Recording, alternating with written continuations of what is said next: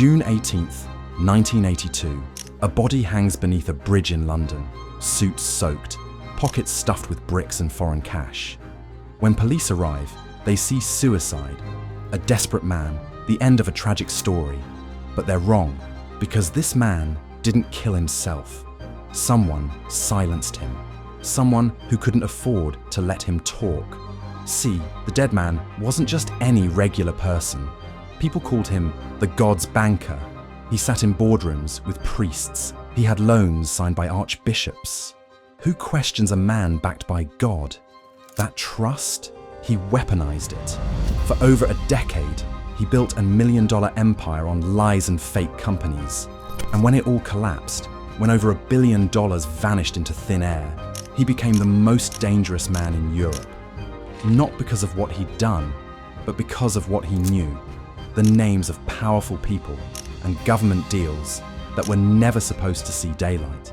This is the story of how one man used God's signature to rob an entire nation. Italy, 1970s.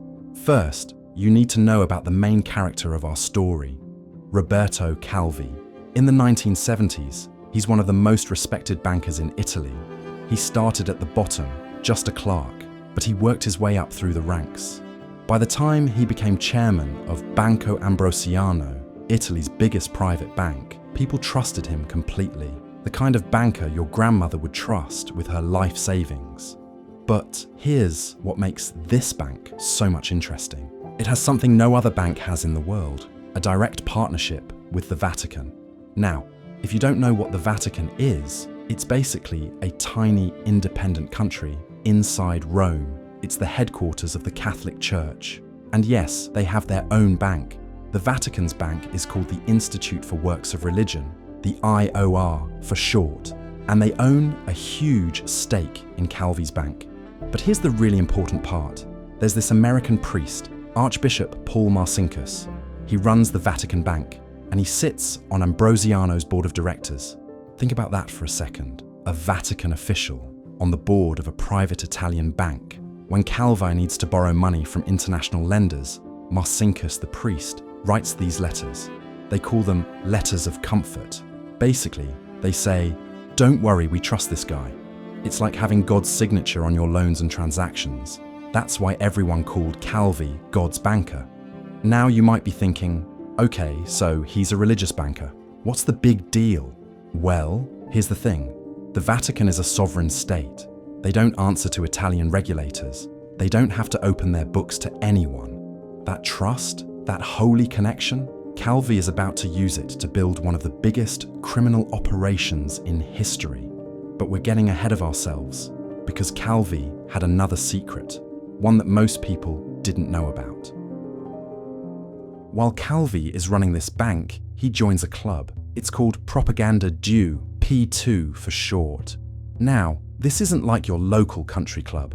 This is a secret Masonic lodge, and its members, they're basically the most powerful people in Italy. The man running P2, his name is Licio Gelli. They call him the Grand Master, and Gelli has a plan. He wants to control Italy, not by winning elections, but from the shadows, a secret government pulling the strings behind the scenes. They want to push Italy in an authoritarian direction, keep the communists out, keep themselves in power. So as they planned it, it was happening. The P2 was in control of Italy. And guess what? Calvi's bank is helping fund the whole thing. Now, Calvi also had a mentor early in his career, a guy named Michele Sindona. Sindona was another Italian banker, but Sindona wasn't just a banker, he was connected to the Sicilian mafia. And he taught Calvi something valuable: how to move money across borders, how to hide transactions, how to make dirty money look clean. Keep that in mind, because we'll come back to it. But in 1981, something happens that changes everything. March 17th, 1981. Police raid Licio Gelli's villa in Tuscany. Remember the man who's running P2? Yes, his villa. And they find something extraordinary. A list, a membership list. Nearly 1,000 names. The most powerful people in Italy. Military commanders, judges, businessmen, journalists, politicians, all part of this secret conspiracy. The scandal is absolutely massive. Within weeks, Italy's Prime Minister, Arnaldo Fulani, his entire government collapses, resigns, high-ranking officials get sacked, some even kill themselves. The nation is in shock. There was a state within the state, a shadow government, and nobody knew. And when investigators start digging into P2's activities, they find something disturbing.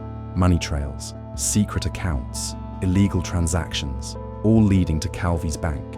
In May 1981, just weeks after the P2 scandal breaks, Calvi gets arrested. He's convicted of illegally smuggling $27 million out of Italy, but he appeals. The sentence gets suspended. He's free, for now. And here's what investigators don't know yet. That 27 million, that's nothing. That's pocket change. The real fraud is so much bigger, so much darker, and it's about to unravel. This is where it gets crazy. So what was Calvi actually doing with all this money? Let me explain how money laundering works first, because that's what this is really about. Imagine you're a drug dealer. You make millions selling cocaine or heroin, but you can't just walk into a bank and deposit that cash. That's suspicious. The police will ask questions, so you need to clean the money, make it look legitimate. Here's how you do it. You create a fake business, maybe a restaurant, or a car wash, something that deals in cash. Then you pretend your drug money is actually earnings from that business. You write fake invoices, fake receipts. You run the dirty money through the business's bank accounts. Now it looks clean, legal, like normal business income. You've just laundered the money. That's the concept. Now here's what Calvi did, but on a global scale. Starting in the early 1970s, Calvi creates something brilliant and completely illegal. First, he sets up a holding companies in Luxembourg, outside of Italian law, outside of Italian regulators. Then, through that holding company, he creates what are called shell companies. Think of a shell company as a ghost business. It has a name, it has an address, usually just a mailbox in the Bahamas or Panama, but there's no real office, no employees, nothing. It exists only on paper, like a ghost.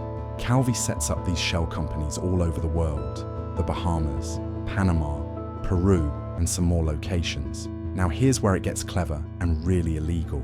Calvi needs money to make this work, lots of money. So Banco Ambrosiano, aka the bank, goes to international markets. Foreign banks, big lenders in London, New York, and Europe. And Ambrosiano borrows massive amounts. These foreign banks think they're lending to a respectable Italian bank backed by the Vatican, the Holy Bank. So they hand over the money. Now what does Calvi do with that borrowed money? He loans it to his own fake shell companies. Think about that. He borrows real money from real banks, then loans it to his own fake companies. But wait, why would he do this? Well, on paper, these loans have to look legitimate. It's like a chain. International banks loan to Ambrosiano. Ambrosiano loans to shell companies. Shell companies pay back Ambrosiano. Ambrosiano pays back the international banks. Everyone's happy. Everyone gets paid. Except there's one problem. The shell companies are fake. They're ghosts. They can't pay back anything. The worth of these loans? We're talking at least $800 million, maybe even more. So what does Calvi actually do with the money? Here's what happens to it. About half of it, around $400 million, comes right back in a circle. It's used to secretly buy Ambrosiano's own stock. This makes the bank's stock price go up, makes the bank look successful, makes Calvi look like a genius. It's like borrowing money from your neighbor to make yourself look rich. And the rest of the money? It disappears into secret projects, murky investments in South America, places where nobody asks questions. Italian banking auditors start getting suspicious. They write reports. They say Ambrosiano's offshore companies are doing all types of operations outside of controls. They say they cannot separate the bank's holdings from Vatican holdings. Everything's tangled together, the holy and the criminal, the sacred and the corrupt. But here's where it gets really dark. Remember Sindona, Calvi's mentor who taught him how to launder money? By the late 1970s, Calvi has turned his bank into something else entirely, a laundromat for drug money, flowing through Ambrosiano's accounts, South American cocaine cartels, their cash is coming through too. Dirty drug money goes into the shell companies, gets mixed with legitimate funds, moves through the bank's network, and it comes out clean on the other side. The mafia can now use that money, buy legitimate businesses, invest it, no questions asked. And the Vatican Bank? They're right there in the middle of it, moving money, providing those letters of comfort. In other words, the God's signature, giving Calvi cover. But Calvi doesn't stop there. In the early 1980s, he even buys a major stake in Italy's biggest newspaper, Corriere della Sera. Why? Control, influence, power. If you own the news, you control what people know. It's all working perfectly. The money keeps flowing. The stock price keeps rising. Nobody's asking too many questions. Until early 1982. In early 1982, another audit happens, a more thorough one. And this time, they find it. A hole. A massive, catastrophic hole in the bank's accounts. $1.2 billion. Missing. All those fake loans to the shell companies, they're due. Time to pay up. But the companies are just mailboxes. They have nothing. No money, no assets. They can't pay back Ambrosiano, which means Ambrosiano can't pay back the international creditors. Remember, Ambrosiano borrowed all that money from foreign banks, real banks in London and New York, who want their money back. And suddenly everyone realizes what's been happening behind the scenes. But there's another problem, an even bigger one. Let me explain with a simple example. Imagine you borrow $1,000 from a friend. You're confident you can turn it into $2,000. Let's say, maybe by starting your own business. Easy profit. But instead, your business failed. You lose it all. Now, you still owe your friend $1,000, but you have nothing. That's bad enough, right? Now imagine this. Your friend loans you $1,000 in US dollars. Today, $1,000 equals 100,000 rupees. So you take that $1,000 and convert it to 100,000 rupees to spend. You're betting that rupees will get stronger against the dollar. So when it's time to pay back your friend, maybe $1,000 will only equal 50,000 rupees. You'd only need 50,000 rupees to buy back the $1,000 you owe. You keep the other 50,000 as profit, easy money. But what if rupees get weaker instead? Now $1,000 equals 200,000 rupees. You still owe your friend $1,000, but now you need 200,000 rupees to pay it back. Double what you started with. You're screwed. That's what happened to Calvi. He borrowed in strong US dollars from international banks, but he invested in weak Italian lira. He was betting the lira would strengthen against the dollar. Then he could pay back those dollar loans easily, but the lira got weaker, much weaker. Now his dollar debts became enormous. The currency bet collapsed catastrophically. So not only were the shell companies failing to pay him back, but the money he did have was worth less and less. It's a double disaster. Now the international creditors want their money. Foreign banks are panicking. Regulators are demanding answers. Calvi has none. So imagine, if you were in Calvi's situation, what would you do? June 1982.